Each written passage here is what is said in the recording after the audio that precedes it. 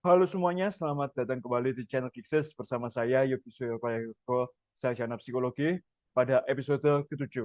Pada episode-episode sebelumnya di modul 3.1 dan 3.2 kita telah membahas mengenai anatomi, struktur dan juga fungsi dari beberapa bagian otak, area otak, korteks otak dan beberapa lobus.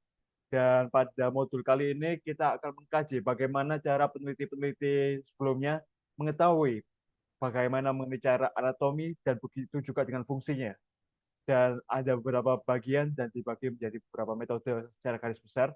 Dan pembahasan kali ini tidak begitu secara detail karena ini hanya pembahasan secara generik saja mengenai bagaimana cara peneliti mengetahui anatomi dan beserta fungsi dari area otak tertentu. Sehingga kalau teman-teman berkenan atau ingin mempelajari lebih lanjut dan lebih detail mengenai mekanisme dari alat peralatan dan metode dari pencarian fungsi area otak, saya menganjurkan teman-teman untuk melakukan riset lebih jauh lagi.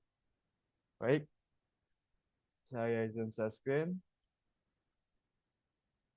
Baik, oke. Mohon maaf, kucingnya ikut. Um, Pada modul episode kali ini, kita akan membahas mengenai metode penelitian otak pada modul 3.3. Adapun agenda dari episode ini adalah membagi beberapa penelitian yang menyangkut dengan eh, penelusuran dari penemuan efek dari fungsi dari otak yang dibagi menjadi 4 secara garis besar, yaitu mengkaji dari efek kerusakan otak, efek jika efek simulasi otak, perekaman aktivitas otak, dan yang terakhir adalah korelasi anatomi otak dengan perilaku.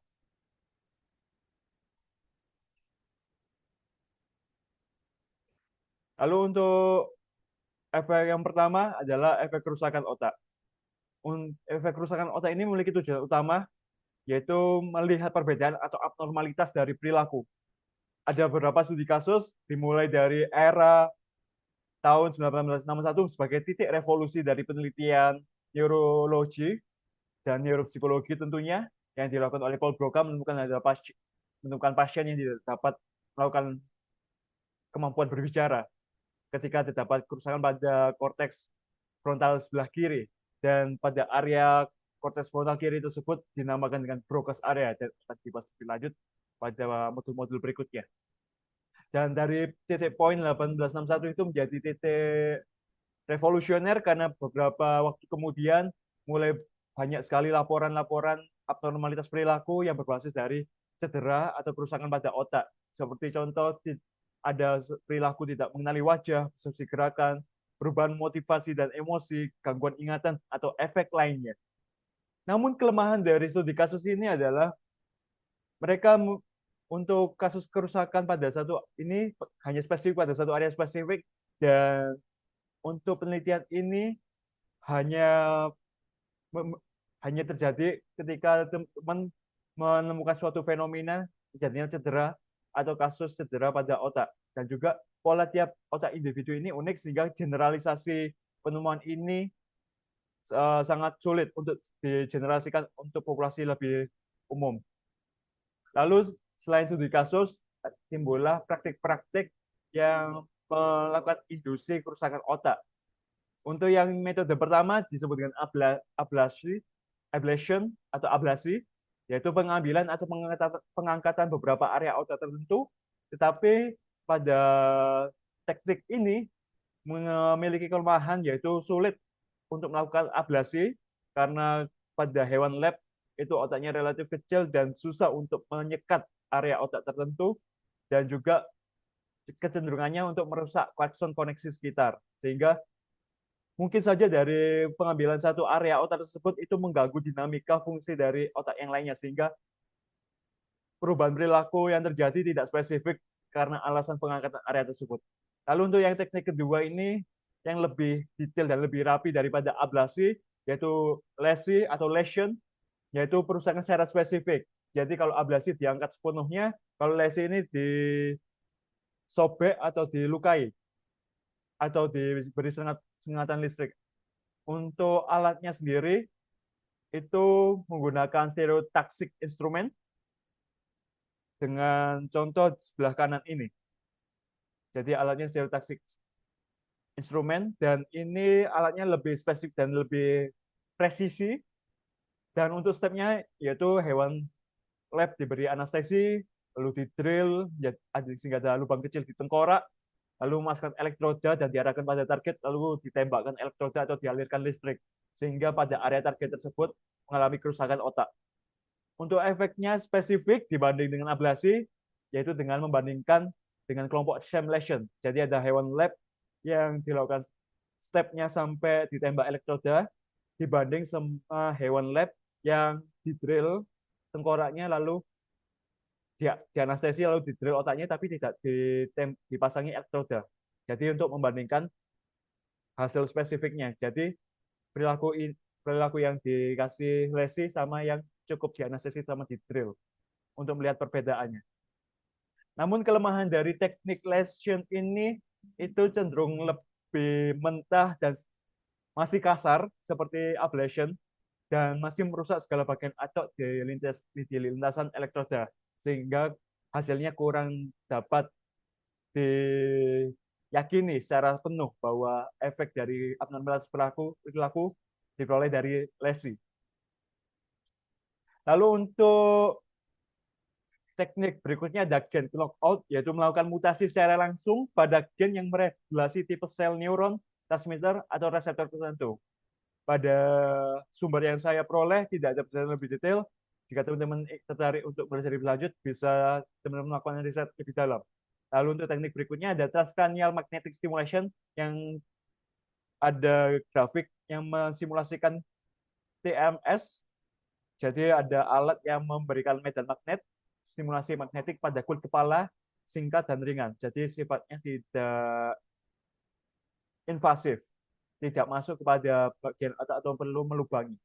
Untuk stimulusnya, untuk stimulus medan magnetik yang lebih kuat akan mengaktifkan neuron sementara dan biasa disebut sebagai lesi virtual.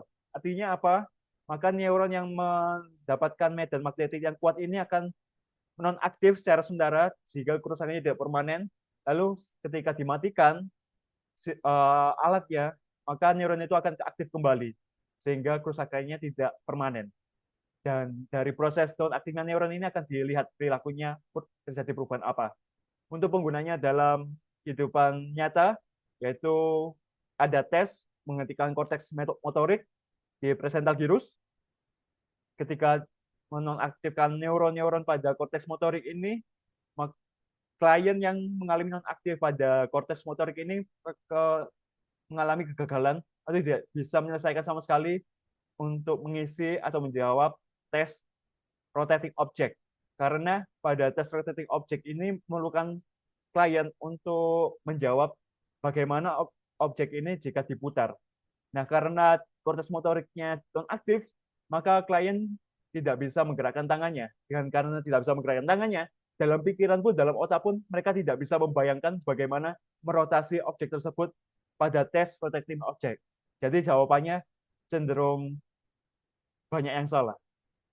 Namun, untuk kelemahan metode kerusakan otak ini secara keseluruhan, hanya cukup menjawab terjadinya perubahan perilaku ketika pasca kerusakan otak. Namun, proses kerusakan otak ini tidak mampu untuk menjawab proses lebih detail, lebih mendasar, lebih holistik, dan juga mengapa perubahan perilaku ini terjadi secara detail. Kita masuk kepada metode utama yang kedua, yaitu efek stimulasi otak. Kalau sebelumnya kita merusak otak dan melihat abnormalitas atau kekurangan perilaku, di efek stimulasi otak ini memiliki tujuan utama untuk meningkatkan perilaku tertentu. Dengan beberapa teknik, salah satu yang pertama, teknik yang jadul adalah menggunakan elektroda juga. Dan ini melakukan dengan pemberian aliran singkat dan ringan untuk stimulasi, masih sama. Dan namun kelemahannya adalah area otak terdiri dari banyak tipe neuron dengan berbagai macam fungsi. Sehingga elektroda ini tidak spesifik pada jenis neuron yang satu fungsi saja. Karena dia menstimulasi beberapa neuron, dan satu neuron aja memiliki beberapa fungsi, maka hasil perubahan perilaku dari elektroda ini sulit untuk diinterpretasikan. Lalu untuk teknik yang kedua ada optogenetics, yaitu menggunakan sinar untuk memproduksi aliran listrik entah itu dalam bentuk aktivitas neuron eksitasi ataupun inhibisi. Untuk gambarnya tertera pada area bawah ini, jadi terlihat tikusnya itu menancap suatu optik, kabel optik yang bening, dan ujungnya ada cahaya warna biru, dan itu adalah sinarnya. Untuk langkah-langkahnya terdiri dari 3 langkah utama, dan harus ada. Kalau tidak ada, maka tidak berhasil. Yang pertama adalah menemukan protein yang responsif pada spesifik pada sinar, dan ini bisa dikembangkan atau dicari. Lalu yang kedua adalah mengembangkan virus. Virus-virus sebagai agen memasukkan protein, jadi proteinnya dikombinasi dengan virus, dan virus tersebut dimasukkan ke dalam hewan lab, agar protein tersebut dapat masuk ke dalam neuron tipe tertentu. Dan ini spesifik. Dan ini lebih spesifik daripada elektroda. Dia ini lebih targetnya bisa diskriminatif, sehingga hasilnya lebih spesifik dan lebih jelas daripada elektroda. Lalu yang langkah ketiga, yaitu mengembangkan optical fiber tipis seperti pada gambar yang dapat percaya dengan intensitas yang adekuat, tidak terlalu kuat dan juga tidak terlalu lemah pada area otak. Untuk contoh penggunanya adalah penggunaan pada kasus narkolepsi. Pada penggunaan kasus narkolepsi dan dilihat untuk meninjau bagaimana cara gangguan ini bisa ditangani dan didiagnosa. Untuk cara optogenetics ini dikembangkan menjadi teknik-teknik lainnya dengan menggunakan instrumen yang berbeda seperti menggunakan magnetik dan ataupun injeksi kimia. Selanjutnya kita lanjut pada metode utama yang ketiga, yaitu perekaman aktivitas otak. Tujuan utamanya adalah untuk mengeksplorasi perilaku atau aktivitas kognitif tertentu dan meninjau area otak mana yang terjadi peningkatan aktivitasnya. Jadi ada data di mana lokasinya dan juga apa fungsinya. Untuk yang pertama, elektroda juga dan invasif, harus menembus kepala dan terbatas merekam aktivitas satu neuron tunggal saja. Dan itu adalah salah satu menjadi kelemahan utama dari elektroda ini. Lalu ada teknik yang kedua adalah EEG atau elektroencephalograph, yaitu merekam aktivitas elektrikal pada otak melalui elektroda dan cukup menempel pada kulit kepala, seperti pada gambar di bawah ini. Jadi alatnya cukup ditempel pada kepala atau kulit kepala. Lebih bagus jika tidak ada aspek yang mengotori hasil seperti rambut. Jika dibuat gundul maka lebih detail. Lalu untuk contohnya ini penggunaannya dalam kehidupan nyata, yaitu untuk membedakan fase atau tingkatan dari wakefulness hingga sleep. Karena sleep ini sendiri akan dibahas lebih detail pada modul tidur. Tidur ini memiliki beberapa tahapan dan tingkatan. Dan juga dalam aspek lain juga untuk membantu diagnosis epilepsi. Karena pada epilepsi ada aktivitas neuron yang sangat hyperaktif. Lalu untuk EEG ini merekam aktivitas otak dalam respon terhadap stimulus. Jadi ketika diberikan stimulus dan timbul suatu respon, itu suatu istilah khusus yang disebut sebagai evoke potential atau evoke responses. Lalu dari EEG ini dikembangkan juga ada modifikasi menjadi MEG atau magnetoencephalograph, yaitu mengukur dengan menggunakan medan magnetik yang lemah dari aktivitas otak. Jadi kalau elektroencephalograph menggunakan aliran listrik atau aktivitas elektrikal, kalau magnetik menggunakan medan magnet. Lalu untuk teknik berikutnya ada positron emission tomography atau disingkat PET.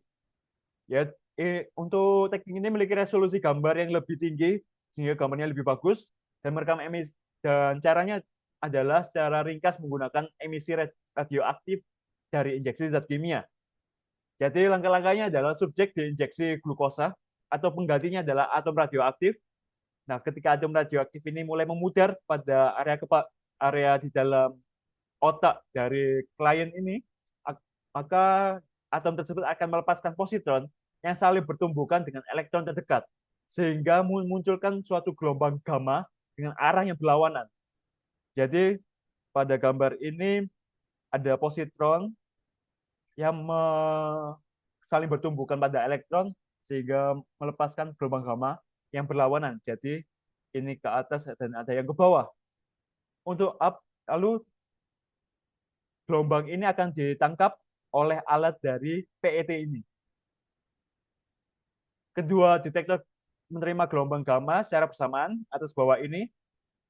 Lalu dari informasi penangkapan dua gelombang yang berlawan arah ini diterima informasi mengenai berapa banyak gelombang gamma dari tiap titik lokal, karena ketika menemukan dua panjang area dari dua gelombang gamma, maka ditemukan titik tengahnya, dan titik tengah itu sebagai tempat spesifik area otak mana yang mengalami aktivasi. Lalu yang kedua adalah seberapa banyak zat radioaktif di dalam otak. Maka dengan artian semakin tinggi zat radioaktif yang terkandung pada suatu area otak, maka semakin menunjukkan bahwa neuron pada area tersebut itu mengalami aktivasi yang paling tinggi juga. Lalu untuk alternatif zat radioaktif lain yang sedikit lebih aman, yaitu bisa menggunakan cyclotron, namun untuk harganya relatif mahal untuk dilakukan secara reguler. Kelemahannya pun untuk PET ini sangat berbahaya sekali, karena praktek dalam PET ini melibatkan exposure atau paparan dari zat atom radioaktif. Lalu kita lanjut ke teknik yang berikutnya, yaitu fMRI, yaitu Functional Magnetic Resonance Imaging. Untuk fMRI ini beda dengan MRI yang nanti akan kita bahas. Dia ini menggunakan basis hemoglobin atau zat sel, mohon maaf, sel darah merah. Hemoglobin atau sel darah merah yang mengangkut oksigen lebih tepatnya. Karena sel darah merah yang mengangkut oksigen itu lebih reaktif daripada sel darah merah yang tidak mengangkut oksigen. Lalu apa yang ditinjau dari fMRI? Yaitu yang pertama, yaitu adanya pembuluh darah yang melakukan dilatasi atau pelebaran dari pembuluh darah pada area otak yang mengalami aktivasi yang lebih tinggi atau mengalami aktivasi. Lalu otak menggunakan oksigen, sehingga presentase dari start hingga akhir ada penurunan oksigen pada area otak tersebut. Ada penurunan presentase sel darah merah yang angkut oksigen, karena oksigennya dipakai oleh otak, sehingga presentase sel darah merah yang mengangkut oksigen menurun, karena oksigennya dipakai oleh otak. Lalu penentuan lokasinya itu diperoleh dari komparasi nilai aktivasi dari dua aktivitas. Sebenarnya ada gambar yang bisa saya masukkan, tetapi akan saya jelaskan saja secara lisan. Jadi pada eksperimennya itu ada menyuruh klien melakukan dua aktivitas yang berbeda. Yang satu adalah meminta klien untuk membaca buku atau bacaan dengan bahasa yang bisa dimengerti. Lalu yang kedua, menyuruh klien yang sama atau pasien yang sama untuk membaca buku dalam bahasa yang tidak dimengerti. Nah, dari gambaran otak tersebut akan dinilai perbedaan nilai angka aktivasi dari otak otak selama kegiatan membaca. Sama-sama membaca tapi beda kemampuan. Dan dalam kasus tersebut ada peningkatan aktivasi sebanyak 5 poin, sekitar 5 poin, dan signifikan dari aktivitas membaca dengan bahasa yang dipahami dibandingkan dengan aktivitas membaca buku dalam bahasa yang tidak dipahami sama sekali. Sehingga dari perbedaan nilai pada area spesifik tersebut ditemukan bahwa area otak yang bertanggung jawab untuk membaca atau berbahasa itu berada pada area sebelah kiri, karena perbedaan nilai sebanyak 5 poin itu di area sebelah frontal sebelah kiri. Dan keunggulannya adalah gambar lebih jelas, namun kelemahannya adalah asumsi aktivasi pada area otak aktif selama proses psikologis ini mengindikasikan proses spesifik belum tentu benar. Karena mengingat bahwa satu area otak pun bisa memiliki lebih dari satu fungsi, sehingga tidak bisa melakukan kesimpulan secara eksplisit dan diskriminatif dan spesifik untuk fungsi presisinya dari suatu area otak itu sendiri. Karena satu area otak bisa saja multifungsi, kecuali jika satu area otak tersebut telah diketahui hanya memiliki satu fungsi.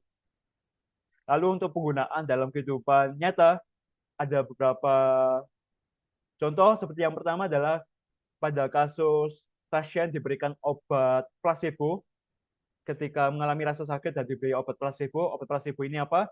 Bisa teman-teman cari di internet, yaitu obat yang tidak memiliki efek apapun. Biasanya isinya hanyalah gula saja yang tidak berindikasi secara signifikan pada efek rasa sakit. Lalu efeknya adalah pada alat fMRI merekam penurunan respon area otak yang bertanggung jawab pada rasa sakit. Padahal obat ini tidak memiliki efek apapun terhadap mengurangi rasa sakit. Tetapi pada area otak mengalami penurunan rasa sakit. Dan ini sangat unik sekali. Lalu yang kedua adalah membantu psikolog untuk membedakan fungsi memori yang sifatnya implisit versus eksplisit, dan juga memori deklaratif versus prosedural. Lalu yang ketiga adalah ketika subjek duduk dan tidak melakukan apa-apa, sehingga subjek eksperimen ini melakukan mind wandering, melamun. Nah, FRM pun bisa merekam kapan ketika subjek ini melakukan ingatan masa lalu dan kapan ketika membayangkan masa depan.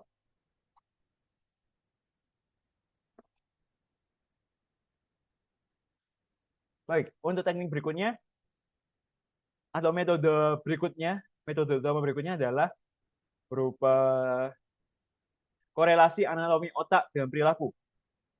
Untuk permulaan, saya sedikit menjelaskan mengenai fenologi, yaitu menghubungkan anatomi tengkorak dan perilaku. Untuk aliran ini berkembang sekitaran tahun 1800-an. Dan tentu aliran pengetahuan ini sangatlah invalid atau tidak benar atau sesat sepenuhnya, karena bentuk tengkorak tidak akan sesuai dengan anatomi otak yang di dalamnya. Dan sampel pun sedikit memiliki karakteristik yang sama. Kenapa orang-orang pada zaman itu meyakini bahwa anatomi tengkorak ini berhubungan dengan perilaku? Karena beranggapan bahwa otak yang mengalami kelebihan atau memiliki bakat tertentu akan mengalami kelebihan kelebihan ukuran, sehingga kelebihan ukuran otak tersebut akan mendorong atau meng-push atau mengangkat ukuran otak lebih besar lagi.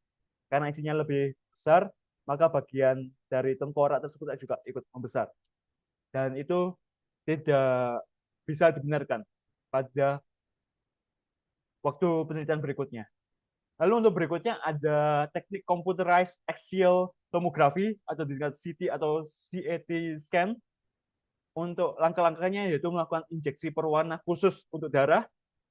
Hal ini bertujuan untuk meningkatkan kontras pada gambarnya, pada gambar yang ketiga ini. Lalu pada satu sisi X-ray, seperti yang saya tunjuk pada mouse, itu akan menembakkan suatu sinar X-ray, sinar X, yang menembus kepala, dan setelah menembus kepala ini akan diterima oleh sisi seberangnya atau sisi lain, dan ini akan menembak terus semua dalam satu angle 180 derajat, setengah putaran. Karena ini pasiennya terbaring, jadi dalam satu putaran ini akan dilihat gambaran citra dari otaknya itu sendiri.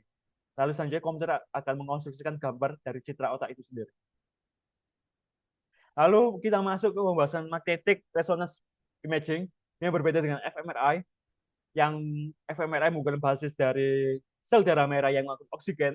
Untuk MRI ini sendiri menggunakan basis atom dengan massa atom yang ganjil. Seperti contohnya hidrogen dengan massa atom hanya satu, dan atom-atom yang memiliki massa atom yang ganjil pasti memiliki axis rotation atau sumbu rotasi karena massa atomnya ganjil. Lalu MRI, langkah proses mekanisme dari MRI ini adalah MRI akan mengeluarkan medan magnet yang sangat kuat sekali untuk menyelaraskan atau meluruskan semua axis of rotation ini. Lalu ketika sudah lurus, lalu akan diberikan frekuensi radio yang rendah yang cukup untuk memiringkan axis of rotation ini. Jadi ketika sudah lurus, disenggol sedikit oleh frekuensi radio yang rendah. Nah, ketika frekuensi radio ini dimatikan, dan axis of rotation ini yang sudah disenggol ini akan secara perlahan akan kembali ke titik natural atau titik semulanya atau titik originalnya. Ketika sudah senggol terus balik lagi. Nah, ketika balik lagi ini nukleus akan neuron akan melepaskan nukleus pada atom akan melepaskan energi elektromagnetik sehingga mengembalikan posisi akan melepaskan energi elektromagnetik yang akan direkam oleh MRI. Jadi ketika sudah diluruskan oleh medan magnet yang kuat, sudah lurus, disenggol dikit, lalu ketika proses pengembalian kembali, nah pada proses pengembalian kembali ini akan melepaskan energi elektromagnetik yang akan ditangkap oleh materi MRI. Lalu untuk energi yang dilepaskan ini akan digunakan MRI untuk membentuk gambaran otak. Namun, ada pun kelemahan dari teknik MRI ini adalah pasien harus terbaring, tidak boleh bergerak sama sekali karena kalau bergerak akan merusak gambaran dari otak itu sendiri. Lalu harus stay still, diam di tempat dalam waktu yang lama di alat yang sempit dan bising. Sehingga alat ini kurang cocok untuk membantu memindai pasien yang masih anak-anak atau bayi karena mereka akan gelisah ketika mendengarkan suara yang sangat bising. Lalu sebagai informasi tambahan, dan nice to know aja, beberapa individu memiliki beberapa area otak yang memiliki ukuran cenderung lebih besar daripada normalnya atau pada biasanya. Seperti contoh, pada orang yang memiliki kontak sosial lebih banyak, maka ukuran amigdalanya lebih besar. Lalu kepribadian extraversion, neuroticism, dan conscientiousness itu memiliki ukuran yang berbeda pada area korteks tertentu. Lalu untuk aspek executive function, itu memiliki jika memiliki peningkatan pada aspek tersebut akan peningkatan juga jumlah white matter yang menghubungkan 3 area pada prefrontal cortex. Lalu juga remaja yang memiliki kemampuan luar biasa dalam menguasai kosakata yang banyak itu akan memiliki struktur gray matter yang lebih banyak pada area lobus parietal. Dan berikut saya sajikan tabel yang merangkum beberapa, yang meringkas lebih tepatnya, pembahasan yang telah kita bahas pada episode 7 kali ini. Dan jika teman-teman tertarik untuk baca, bisa melakukan pause untuk dibaca atau di screenshot.